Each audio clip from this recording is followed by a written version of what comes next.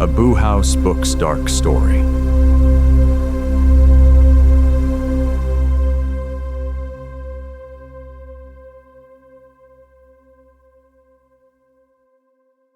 Cal liked the hour before 4, because the city had not yet remembered itself. Port Varrin was easier to look at then. The harbor cranes stood black over the water.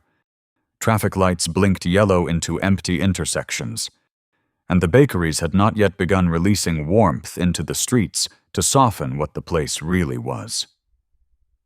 In those minutes, systems showed through. A man could study movement before excuses attached themselves to it. Cal believed most people revealed their ethics most honestly when they thought no one was there to witness them. A shopping cart left drifting in a parking lot. A cigarette dropped beside a storm drain. A company vehicle idling too long outside a private address. Civilization did not decay all at once. It frayed where small permissions went uncorrected. He sat in his sedan across from the Shell station on Varrin Avenue with the engine off and the window cracked just enough to let in the marine air. A glazed donut rested on a folded napkin on the console, already missing one exact bite from its edge. The station canopy hummed under fluorescent lights. Beyond it, the street remained mostly empty, the storefronts dark, the sidewalks bare, except for a newspaper box and the bent silhouette of a parking meter near the corner. Cal checked the clock on his dashboard, then the pump island, then the clock again. Verification soothed him. He did not consider this anxiety.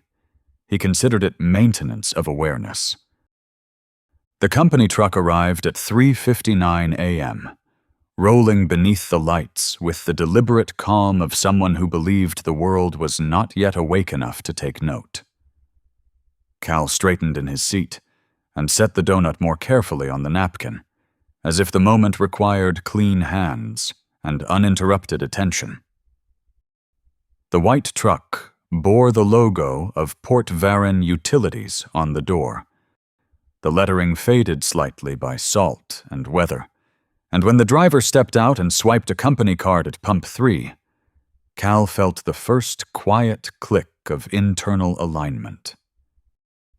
The truck tank filled first, which was proper, and Cal gave the smallest nod to himself. Procedure mattered. Procedure was what stood between a functioning city and public resources being eaten from the edges by private appetite. The driver replaced the nozzle, reached into the truck bed, and pulled out a red plastic gas can. Cal leaned forward.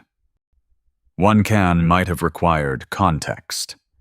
2 suggested routine. By the time the third came down, and the fourth was steadied with the man's boot beneath the pump, the behavior had moved in Cal's mind from ambiguity into pattern. There it was. Exactly the kind of quiet theft that grew expensive because everyone preferred to call it something smaller. He felt the familiar tightening behind his eyes. Not anger, but clarity.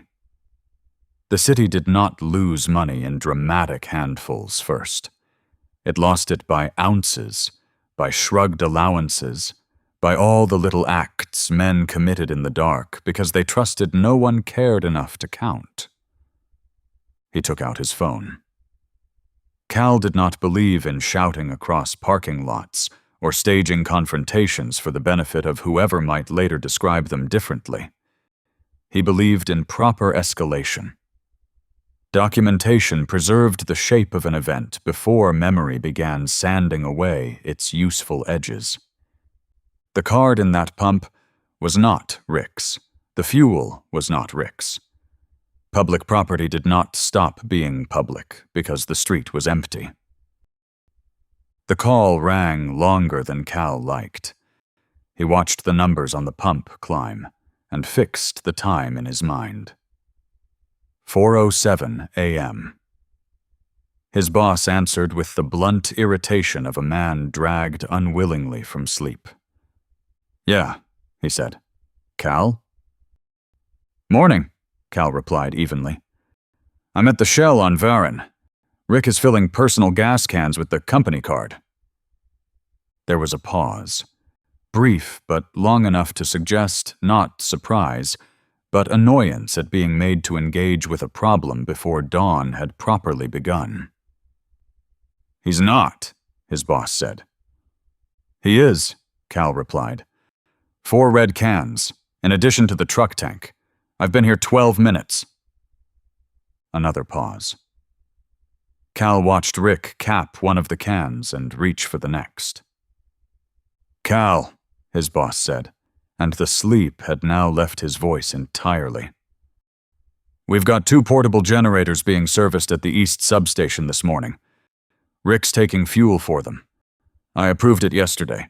You were CC'd. Cal stared through the windshield at the neat line of red cans in the truck bed. The explanation did not undo the visual fact of what he had seen. It merely relocated the problem.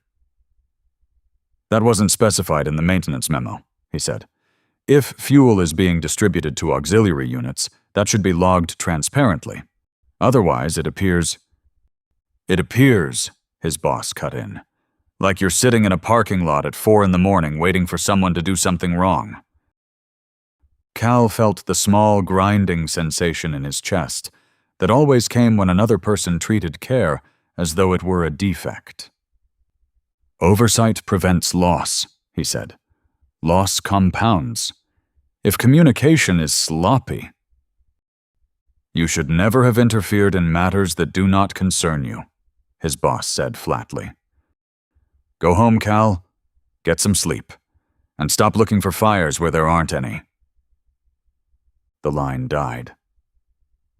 Cal lowered the phone slowly and kept his eyes on the truck as Rick secured the cans with a bungee cord and climbed back into the cab. The vehicle pulled away without haste, merging into the empty avenue with the calm confidence of a man who had done nothing he considered worth explaining. Cal remained parked another full minute. He did not like being wrong, but he disliked something else even more. The suggestion that paying attention was itself a kind of trespass. At 4:12, he started the engine and drove home. The city remained in its half-assembled state, the harbor still black, the streets wide and mostly unclaimed. He stopped at a red light near the off-ramp and saw movement at the median before he fully registered the figure attached to it. A man stepped toward the driver's side window, holding a piece of cardboard with "Anything Helps" written in thick black marker. He wore a coat too thin for the hour, and moved with the stiff caution of someone who had learned not to come too close too quickly. Cal recognized the type immediately. The same drifting human debris that had multiplied in Port Varrin over the past several years, until medians, underpasses, and storefront recesses had become secondary neighborhoods the city pretended were temporary. The previous mayor's decisions were still discussed in practical tones at work and bitter ones everywhere else. Budget shifts, shelter closures, land use priorities disguised as reform. The result now stood under traffic lights before dawn, asking motorists for change. The man tapped 2 fingers lightly against the glass. Cal lowered the window only an inch. The city has shelters, he said before the man could speak. Standing in traffic isn't safe, and it doesn't solve anything. The man looked at him with an expression too tired to be offended. You got $1? No, Cal said. And even if I did, I wouldn't waste it on something that's already thrown itself away. The light turned green. Cal raised the window and drove on, catching in the rearview mirror the brief, unreadable look the man gave the back of his car before the intersection carried him away. By the time Cal turned into his neighborhood, the sky had begun to pale. His own red municipal trash can sat slightly crooked beside the curb. One wheel rested wrong against the seam of the gutter, and the lid had been dropped without care, leaving a narrow break in the clean line of its seal. Cal parked and walked directly to it. He corrected the wheel first, then pressed the lid down until it snapped fully into place. His thumb passed over the white stencil printed across the plastic in thick municipal lettering. Property of Port Varrin. He appreciated the clarity of it. Ownership defined responsibility. Responsibility defined order. He rolled the can beside the garage, with the handle facing outward, wiped a faint smear from the side with the edge of his sleeve, and stepped back once to inspect its alignment before going inside. The house closed around him with its controlled warmth. The kitchen light above the sink had been left on. He considered switching it off, then left it where it was. Darkness inside a house suggested absence, or worse, neglect. His keys went into the ceramic bowl beside the refrigerator, placed carefully so the metal would not strike the sides. The coffee cup joined the sink in a controlled motion that prevented any splash. From down the hallway came the steady mechanical exhale of the nebulizer. The sound had become part of the house's rhythm over the past year. Cal stood still for a moment and listened to it, the machine releasing measured bursts of vapor into the room where his son slept. The pulmonologist had explained the boy's severe asthma in the careful language of management and routine. Cal had understood that language immediately. Vigilance was not a burden. It was simply another system. He walked down the hallway and looked into the bedroom. His son lay on his side beneath a thin blanket, one arm curled near the edge of the mattress where the inhaler rested on the nightstand. Cal watched the boy's chest rise and fall several times, counting the breaths automatically the way he counted other things in the world that depended on consistency to function. Satisfied, he stepped back into the hallway. His wife stood in the kitchen when he returned, the refrigerator door open as she poured herself a glass of water. The interior light outlined her silhouette against the dim room. "You went out again," she said. "I had reason," Cal replied. She closed the refrigerator and leaned lightly against the counter. "What was it this time?" "Rick. Fueling personal gas cans with the company card." "And?" "Generators," Cal admitted. "Approved yesterday." A small smile touched the corner of her mouth. "So the city survives another day." "The memo was unclear," Cal said. "If the instructions had included the detail, there would have been no confusion." "Not everything is a test you have to pass." "It isn't about passing," Cal said. "It's about accountability." The conversation settled briefly into familiar silence until a metallic sound from the garage interrupted it. Cal moved immediately. He crossed the kitchen and pushed open the door to find his son standing barefoot on the concrete floor, holding the bolt cutter with both hands, the long black handles nearly touching the ground. "What are you doing with that?" Cal asked. His voice remained calm, but the firmness in it carried enough weight that the boy straightened instinctively. "I was just looking at it," he said. "It's heavy." Cal stepped forward and took the tool from him, running his fingers briefly along the hinge to ensure the mechanism had not been forced. "It isn't for looking," he said. "Tools stay where they belong unless you ask first." "I was going to put it back."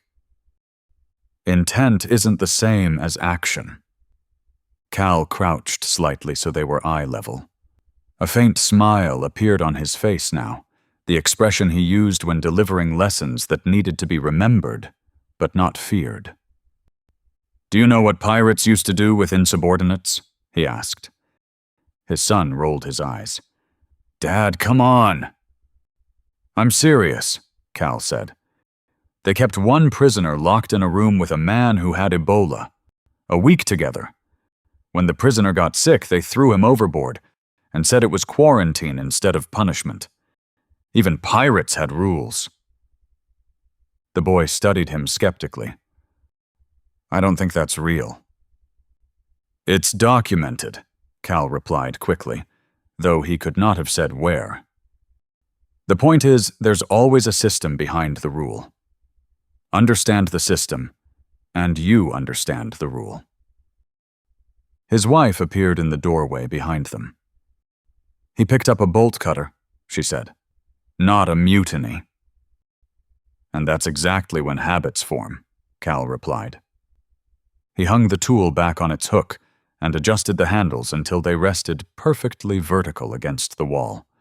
Only when the metal stopped swaying did he step away. His son shrugged and padded back toward the hallway, where the nebulizer continued its patient mechanical breathing. Outside the small garage window, the sky had begun to lighten over Port Varrin. By 9 that morning, the city had fully remembered itself. The harbor cranes that had stood motionless before dawn now pivoted slowly above the docks, while container trucks threaded through the industrial avenues in long, patient lines. The utilities office carried its own version of that rhythm. Phones rang and stopped ringing. Printers hummed briefly and fell quiet again. Conversations rose in low bursts across the cubicles and dissolved just as quickly when attention returned to the steady discipline of work. Cal sat at his desk with the posture of a man who believed routine was not merely habit, but structure. Dispatch reports moved across his monitor in careful sequence, while the earlier conversation with his supervisor lingered faintly at the back of his mind.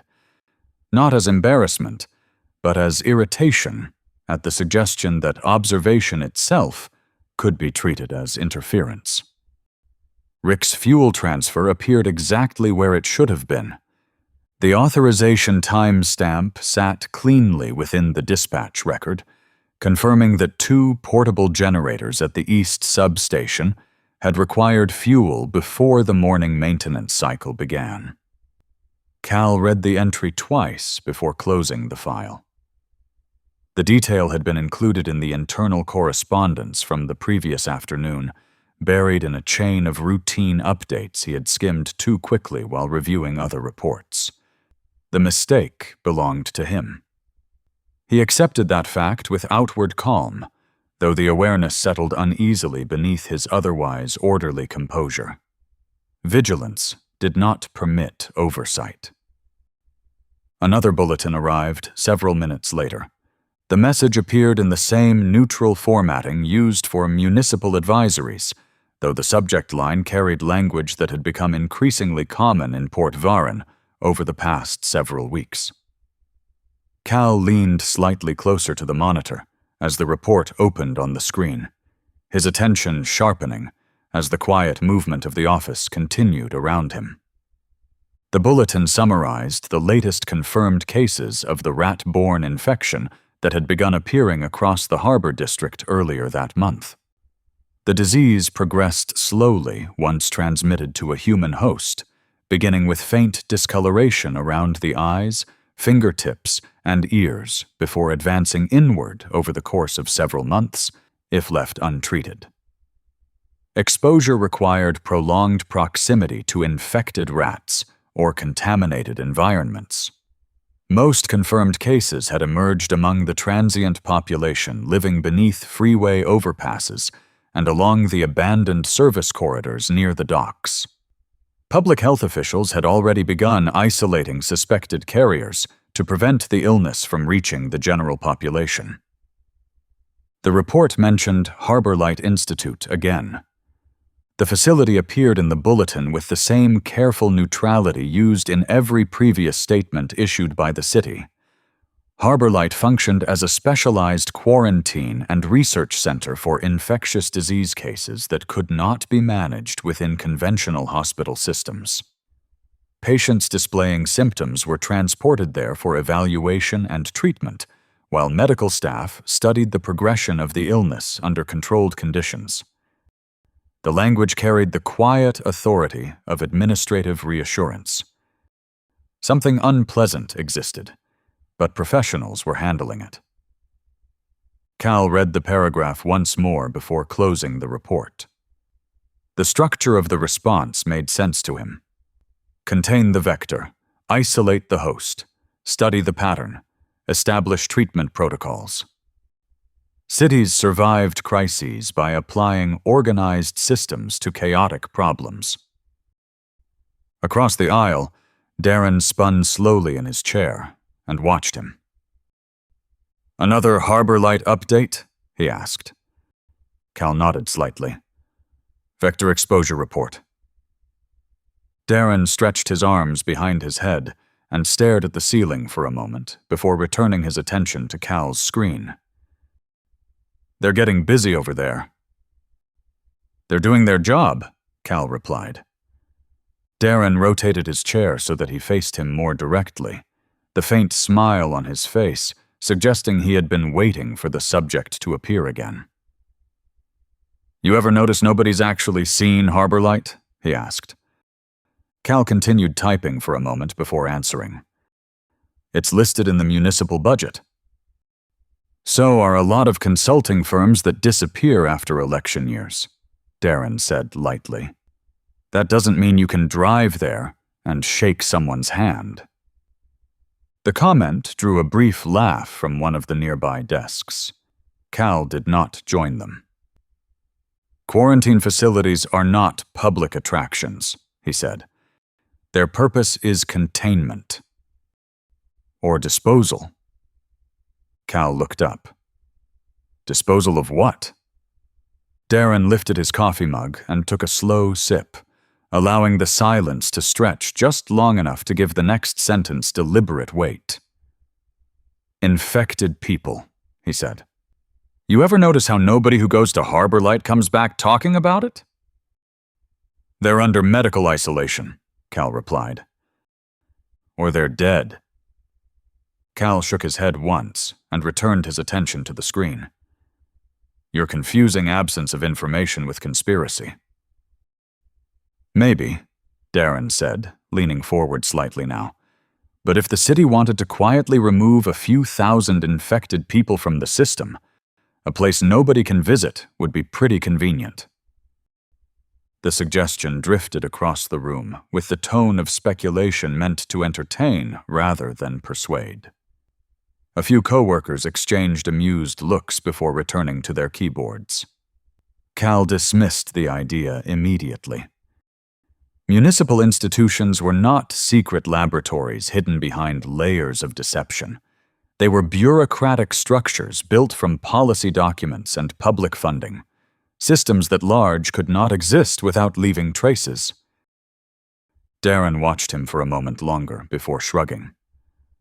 "Of course, it could be something even stranger." Cal sighed faintly. "Like what?" Darren smiled.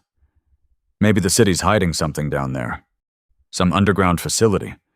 Rat disease is just the cover story while they feed infected people to whatever they've got chained up beneath the harbor." Someone nearby laughed. "Like what?" another voice asked. Darren considered the question for a moment. "I don't know. Port Varrin harbor monster? Bigfoot with a scuba tank? Some municipal cryptid nobody's supposed to know about?" The room broke into brief laughter before the conversation dissolved again into the quiet rhythm of the office.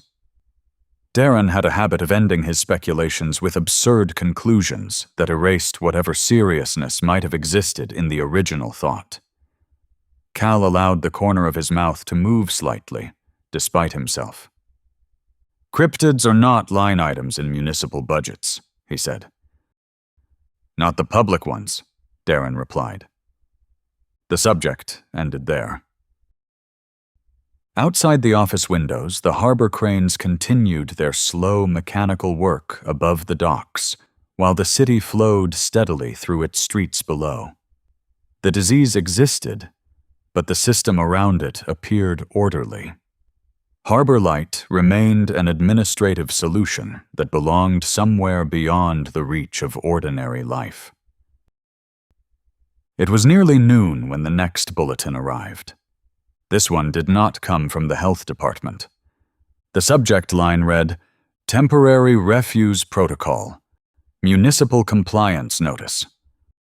Cal opened the message and felt his attention sharpen immediately. Residents of Port Varrin are required to place all municipally issued refuse containers at curbside beginning 12:01 a.m. on May 19th. Containers must remain undisturbed for a period of 24 hours. Tampering with or interference in this process will result in prosecution to the fullest extent of municipal and state law. The directive ended there. Cal read the paragraph again, slower this time, searching for the explanation that normally accompanied municipal procedures. None appeared. No infrastructure project was referenced. No maintenance notice explained the purpose of the order. The instruction existed on its own authority. Around him, the office had already begun reacting. "Did you see this?" someone called. "Probably another earthquake retrofit," another voice answered. "They already reinforced the containers a few years ago. Maybe pest control." Cal leaned back slightly and listened as the speculation moved across the room. Several years earlier, the sanitation department had required residents to leave their containers outside while crews installed internal braces to prevent the tall cylinders from tipping during seismic activity.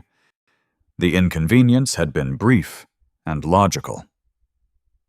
"This looks similar," Cal said. "Infrastructure compliance." "But why the prosecution warning?" someone asked. "Liability," Cal replied calmly. "They don't want interference during the procedure." The explanation satisfied most of the room. Darren remained unconvinced. He leaned back again and studied the message on his screen with quiet interest. Or maybe they need every trash can in the city for something else. Cal did not respond. The message remained open on his monitor long after the conversation around him returned to routine work. The brevity of the directive continued to bother him in a way he could not fully explain. Municipal procedures usually included context, if only to prevent unnecessary speculation. This one assumed obedience.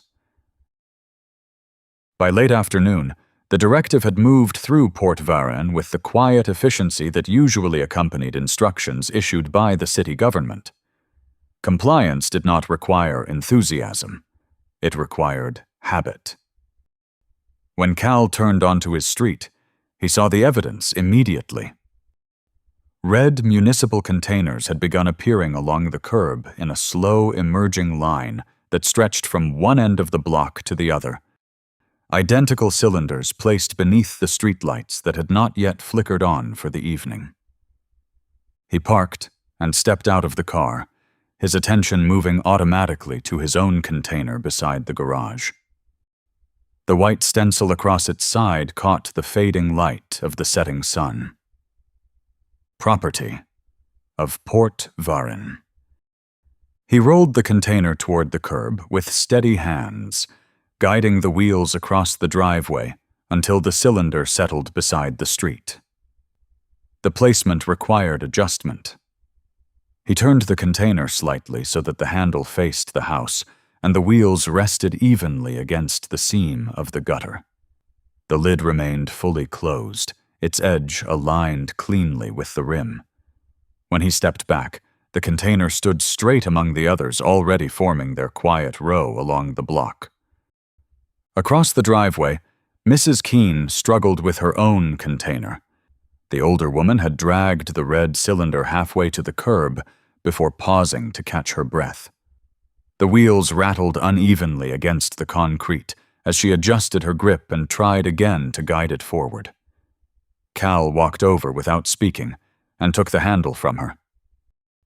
"It's heavier than it looks," she said.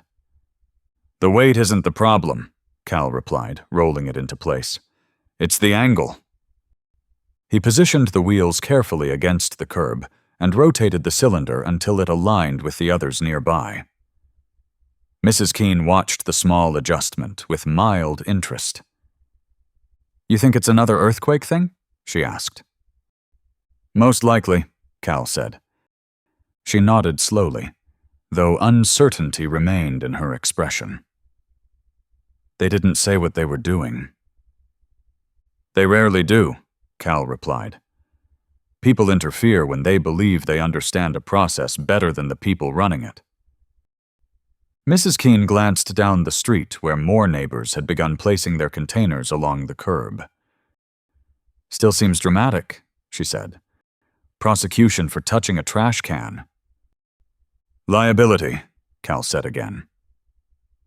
Farther down the street, a police SUV idled near the intersection. The vehicle had been there when Cal turned onto the block, its engine running quietly while the driver remained behind the wheel. The officer did not step out. He simply watched the slow movement of residents placing their containers along the curb. The presence did not suggest alarm. It suggested procedure. Evening settled slowly over the neighborhood, the light draining from the sky until the street lamps awakened one by one along the block. Their dull amber glow stretched across the line of municipal containers standing along the curb, identical red cylinders resting beneath the poles like quiet sentinels placed there by habit rather than curiosity. By the time darkness fully arrived, the street had accepted the new arrangement with the same casual obedience it had shown when the directive first appeared that morning. The containers had become part of the landscape. No one stood outside discussing them. The ordinance had been issued, and the city had done what cities did best when confronted with authority that sounded confident. It complied. Inside the house, Cal followed the familiar rhythm of evening without interruption. Dinner unfolded with the ordinary conversation that filled most nights in the household. His son completed another breathing treatment at the kitchen table while the nebulizer released its measured mechanical breaths into the dim light above the counter. Cal's wife described a minor frustration involving the grocery store checkout line and the endless debate over whether the city would ever manage the growing encampments along the harbor access roads. The subject drifted briefly toward the disease again when the television in the living room played a local report showing sanitation crews spraying disinfectant beneath a freeway overpass where several infected rats had been discovered earlier in the week. Harbor Light Institute appeared in the broadcast once more, the anchor delivering the name with the same calm authority that had accompanied every previous update. The facility remained the city's designated research and quarantine center for patients showing signs of infection. The tone of the report carried quiet reassurance. Professionals were studying the problem. The system remained intact. Cal listened without commenting, though the words lingered longer than they had earlier in the day. The report did not change the practical structure of the problem as he understood it. Rat vector, human host, slow progression. Containment and research followed naturally. Cities solved crises through systems the same way engineers solved structural failures. Isolate the weakness, study the pattern, correct the flaw before it widened. The existence of Harbor Light confirmed that the city had already begun that process. Through the next day, and into the later hours, Cal burned with a compulsive and panic-tinged intrigue. His body went through the same motions as any other day, but his mind remained completely detached. Obsession and unease festered inside him. What he had witnessed on his curb the night before, only further intensified his curiosity. Tonight, the house had grown quiet by 10 o'clock. His son slept with the nebulizer resting beside the bed, the faint mechanical breath continuing in steady intervals while the hallway light cast a narrow line beneath the bedroom door. Cal's wife had gone upstairs with a book. The kitchen light remained on above the sink, illuminating the ceramic bowl where Cal had placed his keys earlier that morning with careful precision. He returned to the dining room window. Outside, the containers remained exactly where the neighborhood had placed them nearly 24 hours earlier. The ordinance would not officially end until midnight the following night, but the installation phase was clearly still in progress. Every container along the curb now wore the same silver chain wrapping around the lids and sealing them shut, the metal links reflecting the street lamp glow with faint, dull flashes. Each chain terminated in a heavy lock resting against the molded handle beneath the lid. The pattern repeated itself with perfect uniformity down the length of the street. Cal had watched them arrive. Midnight had come quietly the previous night, long after the houses had gone dark and the television sets had fallen silent. He had remained awake in the dining room chair with the laptop dimmed in front of him, the narrow gap between the blinds giving him an unobstructed view of the curb. When the engines finally appeared at the far end of the block, they had done so without sirens, without warning lights, without any of the mechanical spectacle that normally accompanied sanitation vehicles. A black municipal SUV had led the convoy, followed by 2 white trucks bearing only small city insignias near the doors.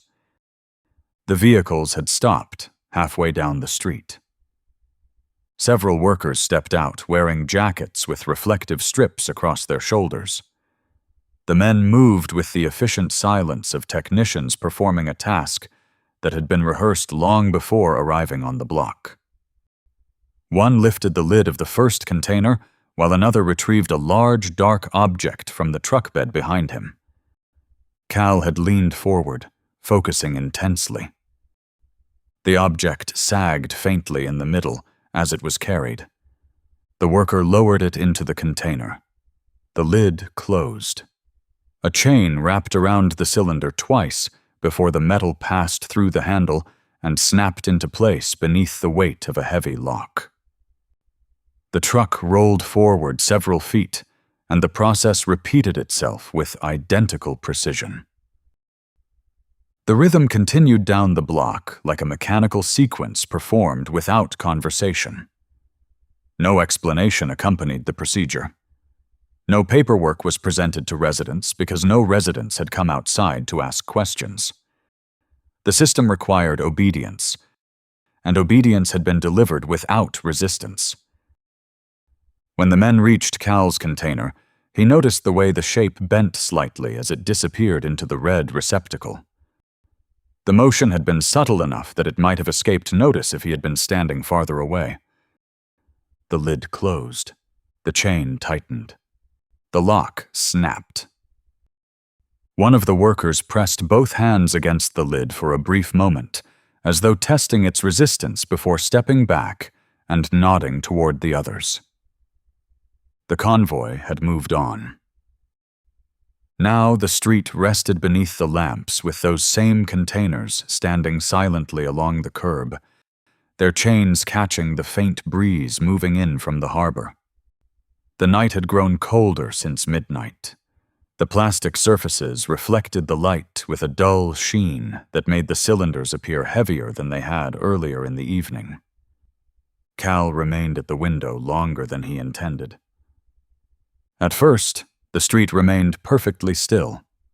The occasional car passed through the intersection at the far end of the block, before disappearing again into the quiet residential grid beyond the neighborhood. Somewhere down the street, a dog barked once before settling again into silence. Then, a sound reached him. It was faint enough that he almost dismissed it as plastic shifting beneath the cooler night air. Containers often produced small internal noises when the temperature changed, the material flexing slightly as it expanded or contracted beneath the lid. Cal remained still beside the window while the sound faded again. A minute passed. The sound returned. This time, the noise carried a different quality. It rose softly above the quiet of the street, thin and irregular, as though air had been forced through a narrow passage somewhere inside the sealed cylinder. Cal felt the muscles in his shoulders tighten. His thoughts churned, his angst consuming him. He stepped away from the window. The bolt cutter still hung in the garage, exactly where he had placed it less than 2 days ago. The black handles rested against the wall beneath the overhead light, perfectly vertical against the hook where he had aligned them after removing the tool from his son's hands. For several seconds, Cal stood looking at the cutter without touching it. The words from the municipal warnings returned clearly to his memory.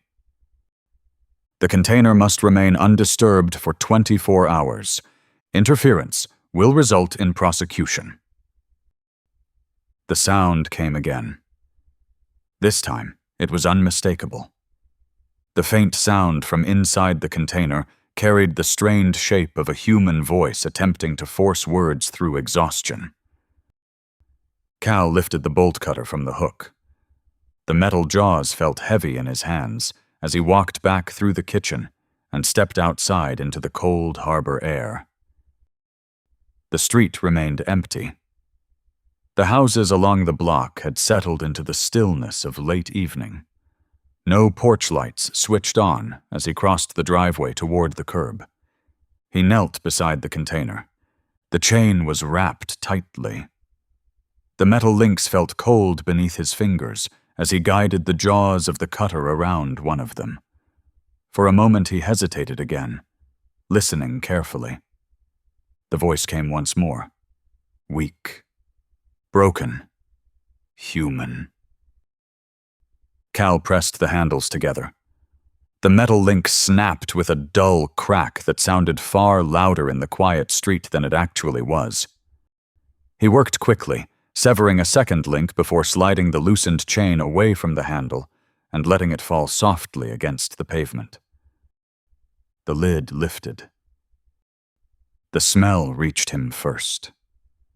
It carried the sour density of breath trapped too long in a confined space. Cal leaned forward and looked inside the container. A man lay folded against the curved plastic wall. His wrists and ankles had been bound with plastic restraints that forced his body into a cramped position against the bottom of the cylinder. Sweat covered his face. His eyes opened slowly when the lid moved, the pupils struggling to adjust to the faint streetlight above. At the bottom of the container, something shifted. A rat crouched beside the man's legs. The animal's small eyes reflected the streetlight with a dull red shine as it looked upward toward the opening. Cal saw the dark discoloration spreading across the man's fingers, and the faint blackening around the corners of his eyes. At the same moment, the truth assembled itself completely in his mind. The containers had not been holding equipment. They had been holding people. The rat moved. It launched upward with sudden explosive force, its claws scraping against the interior plastic as it propelled itself toward the opening. Cal recoiled instinctively, but the movement came a fraction too late. The animal struck his wrist where his sleeve had slipped back during the struggle with the chain. The bite lasted less than a second. 2 small puncture marks. The rat dropped to the pavement and vanished into the darkness between the houses before Cal could react. For a moment, He stared at the blood welling around the tiny wounds on his wrist. Rat vector. Exposure. Transmission. Behind him, headlights turned the corner onto the street. Cal looked once toward the house. Through the living room window, he could see the faint glow of the hallway light reaching the door of his son's bedroom. The nebulizer would still be breathing softly beside the bed. If the disease passed through proximity, he could not go inside. The SUV's engine grew louder as it rolled slowly down the block. Cal turned and ran. Cal ran without looking back, because looking back would have required acknowledging the exact shape of the mistake he had just made. The bite burned sharply along the inside of his wrist as he left the driveway behind. The small wound pulsing with each stride, as though the 2 puncture marks had already begun announcing themselves to the rest of his body. The street stretched ahead beneath the dim amber glow of the lamps. Quiet houses standing on either side, with the same calm indifference they had shown all evening, while the city's procedure unfolded along the curb. Somewhere behind him, the SUV slowed. A door opened. The faint mechanical click of a radio carried through the still air. No one shouted. No command followed him down the block. The patrol did not need urgency. The Ordinance had already defined the system. Cal had stepped outside it. He cut between 2 houses where the narrow gap between the fences offered a darker path away from the street.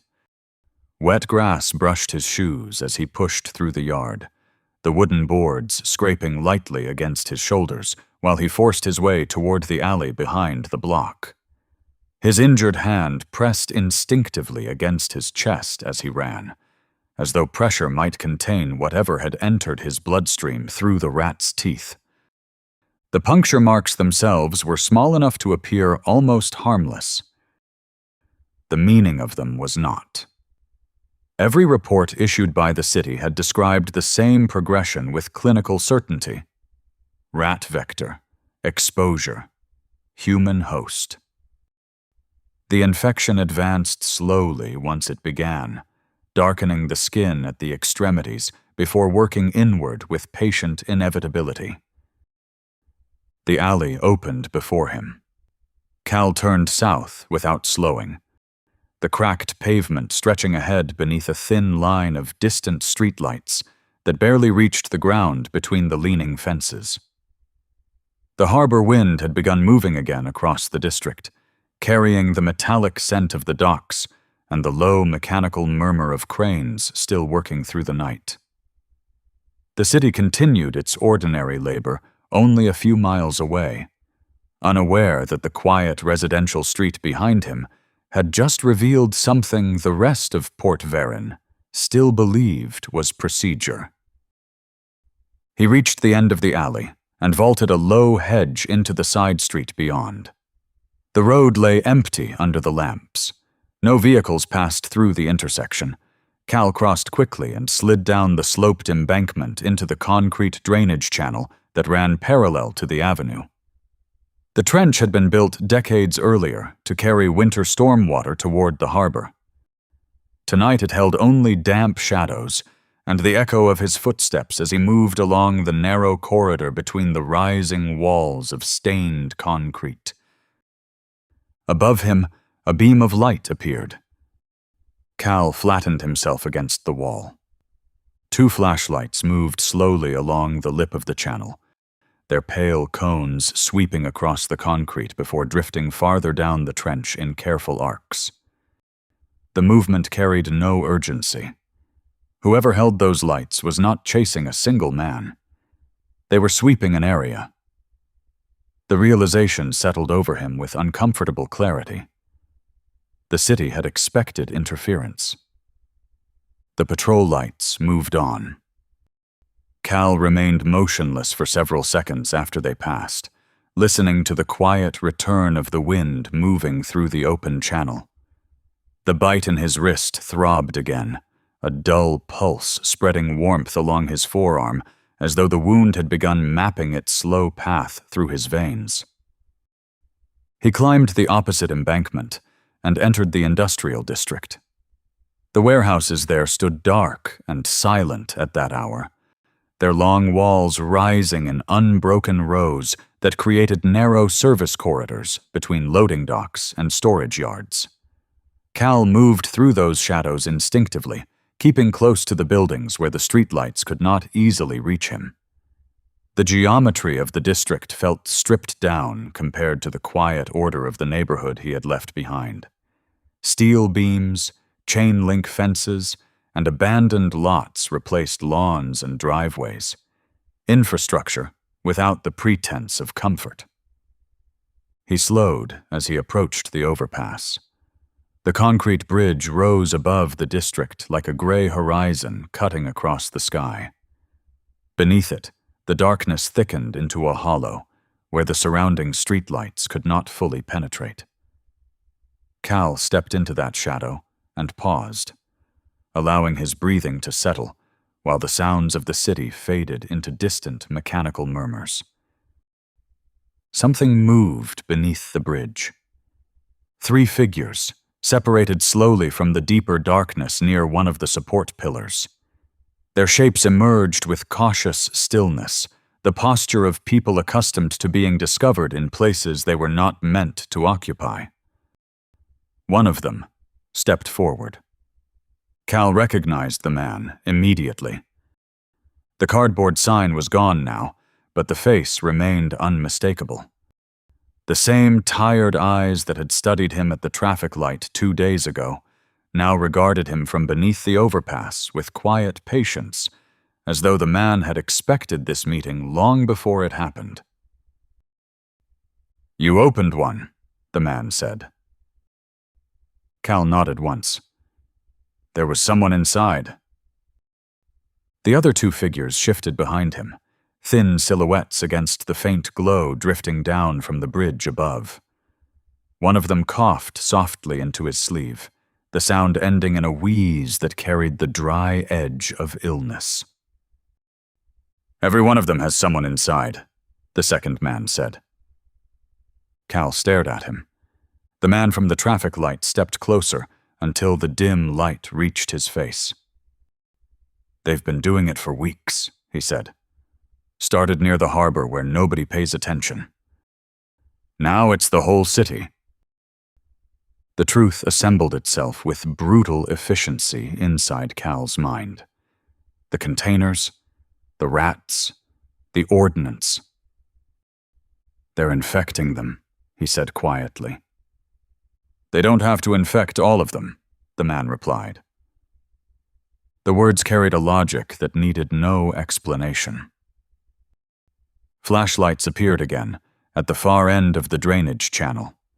The small group beneath the overpass fell silent as the beams moved slowly along the concrete lip above them.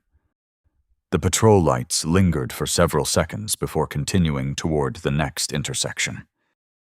Cal exhaled slowly. The man from the traffic light nodded toward the deeper shadow beneath the bridge. "Come on," he said. Cal followed. The hollow beneath the overpass opened into a shallow recess where flattened cardboard and wooden pallets had been arranged against the damp concrete floor. Several other figures occupied the space, their shapes barely visible in the dim spill of light filtering down from the roadway above. Some sat quietly against the wall, with their arms wrapped around their knees. Others stood near the edge of the shadows, watching the streets beyond the bridge, with the still alertness of people who understood how quickly patrol lights could change direction. Cal leaned against one of the pillars and flexed his injured wrist. The bite burned steadily now. Across the recess, a woman pulled back her sleeve and examined the tips of her fingers beneath the faint light. The skin there had begun to darken. "How long?" Cal asked. 3 days, she said without looking up. Another man coughed again, the sound thin and hollow. How many? Cal asked. The man from the traffic light glanced toward the street beyond the bridge. Enough, he said. The patrol lights returned. This time they did not pass. The beams lingered along the edge of the drainage channel above them, sweeping slowly across the darkness beneath the bridge as the search pattern tightened. The system had begun its sweep. Movement began beneath the overpass without instruction. No one raised a voice or declared a direction, yet the moment the patrol lights paused along the drainage channel, the small community gathered in the shadows understood what the pause meant. People who had lived long enough beneath the structures of Port Varrin had learned the rhythms of the city's attention. Patrols that passed were one thing. Patrols that stopped were something else entirely. Within seconds, the recess beneath the bridge dissolved into quiet motion as figures rose from flattened cardboard and slipped into darker corridors leading away from the open channel. Cal followed the man from the traffic light. They moved south through the industrial district, keeping close to the long rear walls of shuttered warehouses where the streetlights could not easily reach them. The buildings there had been arranged decades earlier when the harbor trade expanded faster than the planners expected, leaving behind a maze of service alleys and loading corridors that created natural shadows between the structures. Cal noticed how the others moved through that maze with practiced confidence, turning corners before patrol lights could sweep open ground and slipping through narrow breaks in chain-link fences that would have looked impenetrable to anyone unfamiliar with the terrain. Behind them, the city continued its quiet machinery. Engines drifted through distant streets. Somewhere along the waterfront, a crane released a long metallic groan as it shifted cargo from one container to another. The sound traveled across the district like a reminder that Port Varrin still believed itself to be functioning normally. Cal's wrist throbbed again. The bite had stiffened beneath the thin smear of dried blood. The puncture marks themselves remained small, but the skin surrounding them felt warmer now, as though the body had begun responding to the intrusion with slow, methodical determination. The reports he had read earlier that morning returned to him with uncomfortable clarity. Initial symptoms rarely appeared immediately. The infection advanced gradually, darkening the extremities first before spreading inward along the veins with patient inevitability. He imagined the shadow already moving beneath his skin. They reached an abandoned distribution yard and slowed. The building that had once occupied the lot had been demolished years earlier, leaving fragments of its steel frame rising from the cracked foundation like the ribs of a dismantled skeleton. Broken slabs of concrete lay scattered across the ground where the structure had been torn away. Several figures already waited within the deeper shadows near the collapsed wall at the far edge of the yard. "More runners," someone said quietly. The man from the traffic light nodded. "They're chaining every block now." The confirmation passed through the small gathering like a tired echo. No one appeared surprised. The reaction carried the tone of recognition rather than alarm, as though the pattern had been unfolding long enough that its final shape had already been accepted. Cal leaned against one of the rusted beams and studied the group. Some of the faces showed the early signs he had already noticed beneath the overpass. Fingers darkening at the tips. The faint, bruised shadows gathering around the corners of the eyes. Others appeared outwardly healthy, though the tension in their posture suggested they understood how quickly that distinction could disappear. "How many containers?" Cal asked. "Thousands," someone replied. The word settled across the yard with quiet weight. Flashlights appeared at the entrance to the lot. The reaction came instantly. People scattered across the broken concrete without discussion, slipping into the narrow alleys between the surrounding warehouses before the patrol beams could sweep the open ground.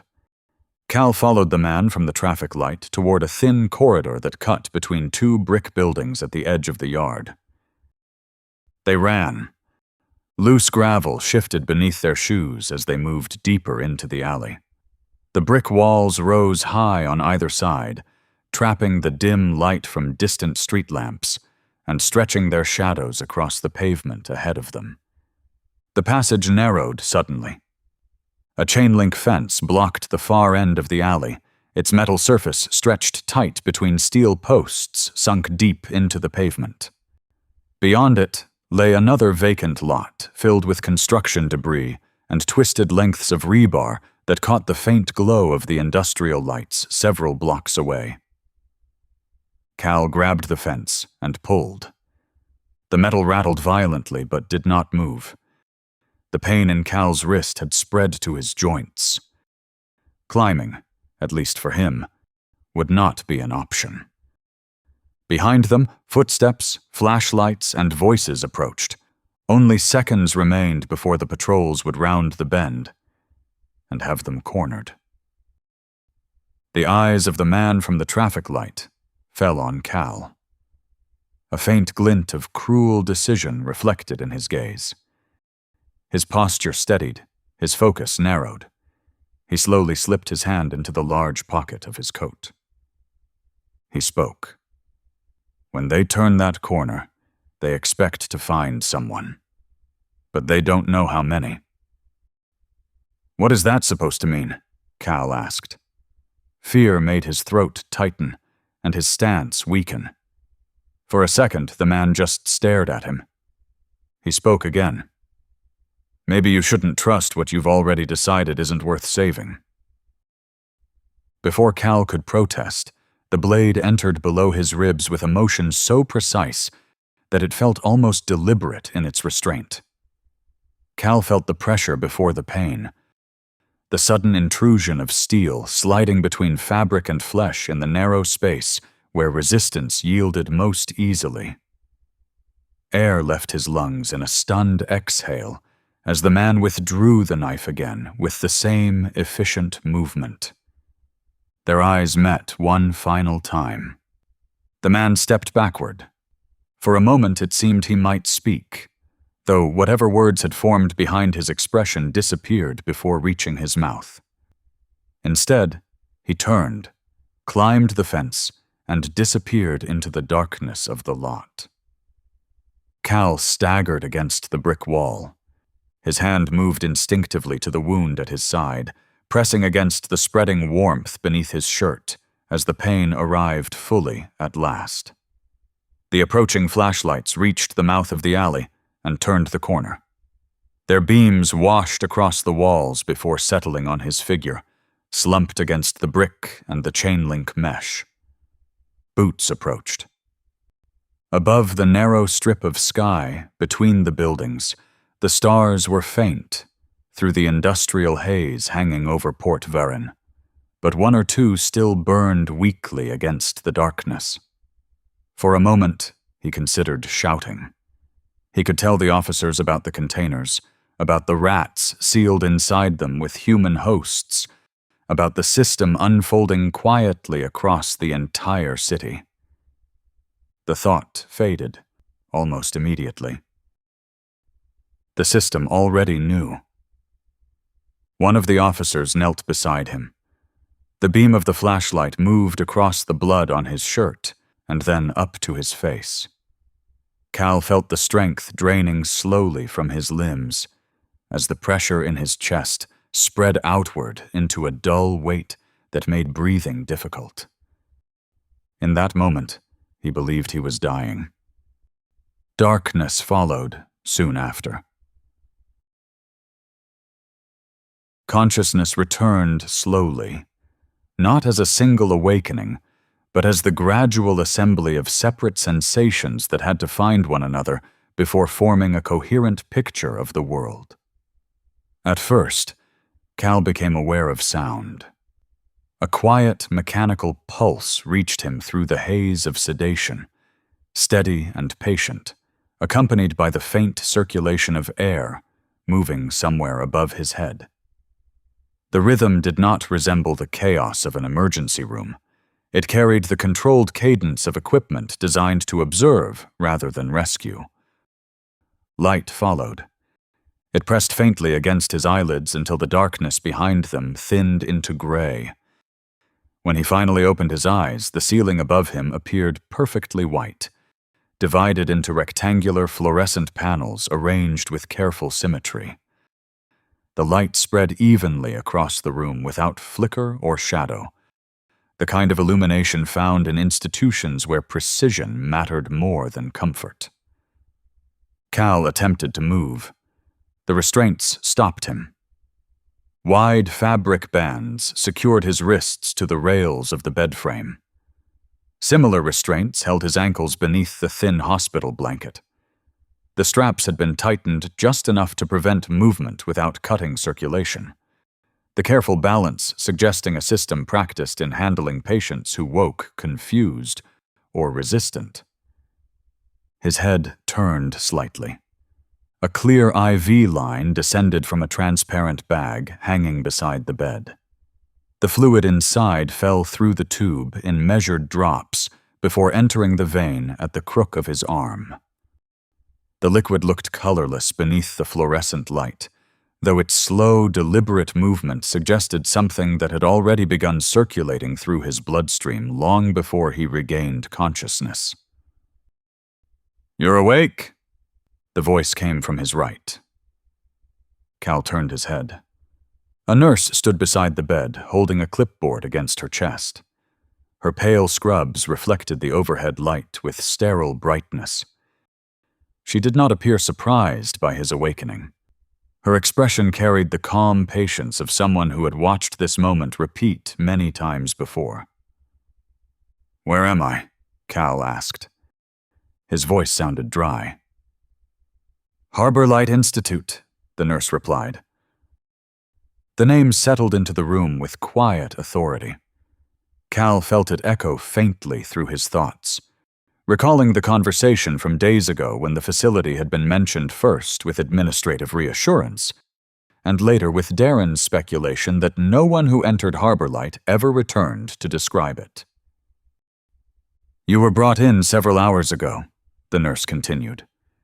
"You lost a significant amount of blood." Cal glanced down at his side. The wound beneath the hospital gown had been cleaned and wrapped in a tight white bandage. The sharp pain that had accompanied the stabbing had faded into a dull pressure that suggested strong medication circulating through his system. "Am I infected?" he asked. The nurse's eyes moved briefly toward the IV bag beside the bed, before returning to his face. "You experienced a potential vector exposure," she said. Cal lifted his restrained wrist slightly. The puncture marks from the rat's teeth had been cleaned, though faint bruising remained around the small wounds. He watched the nurse carefully as he spoke again. "The containers," he said. "There were people inside them." The nurse nodded once. "Yes." Cal stared at her. "You're admitting that?" "It isn't a secret," she replied calmly. "The containers were designed to hold test subjects long enough for exposure to occur." Test subjects. The words felt distant in his mouth. "For the rat vector," she continued, "direct proximity allows us to study infection progression in controlled conditions." "You put them in trash cans?" "They are standardized municipal units," she said. "Durable. Easily distributed across the city."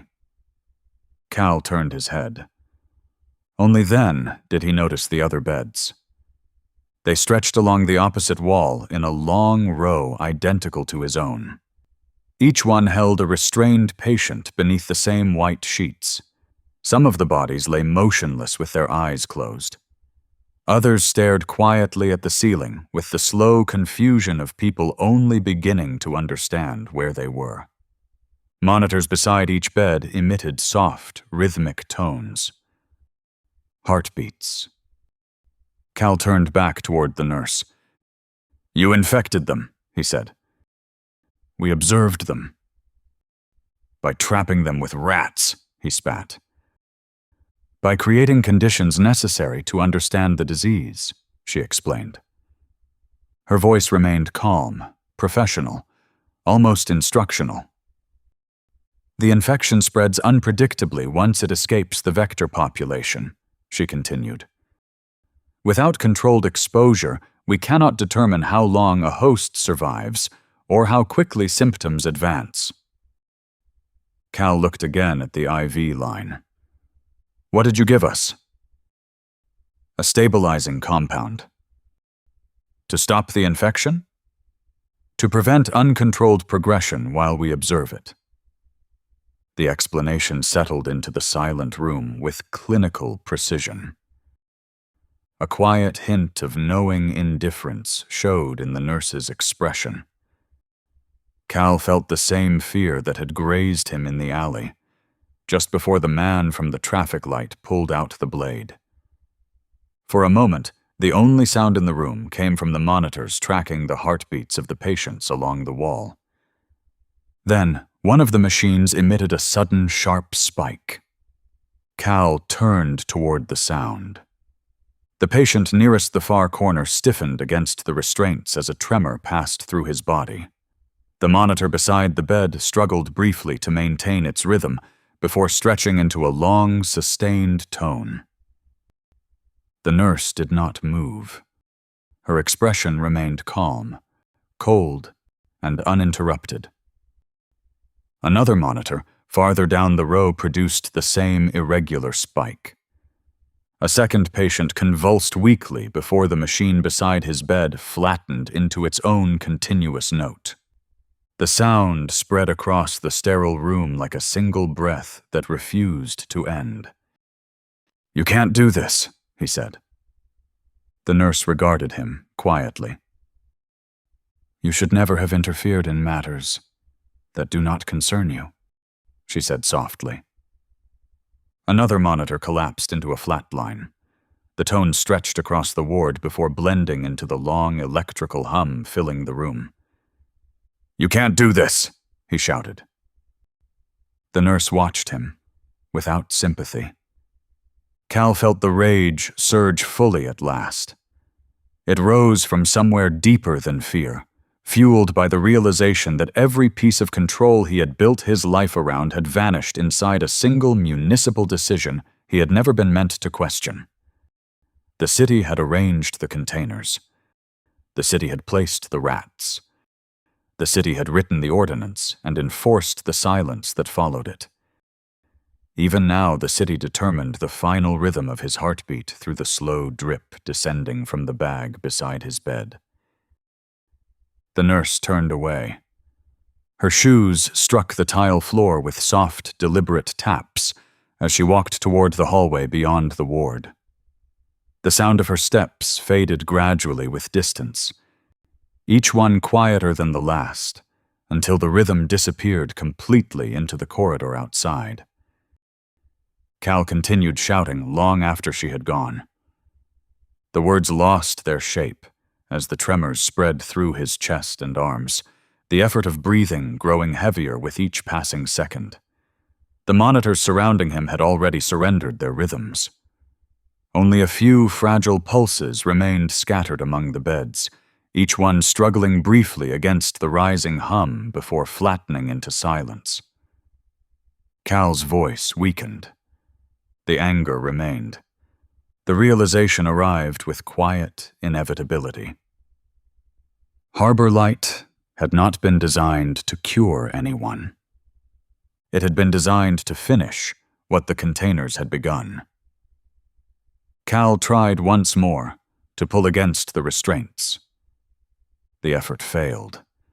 His shouting dissolved into a thin rasp that faded beneath the continuous electrical tone, filling the ward. The machines continued humming, long after his voice was gone.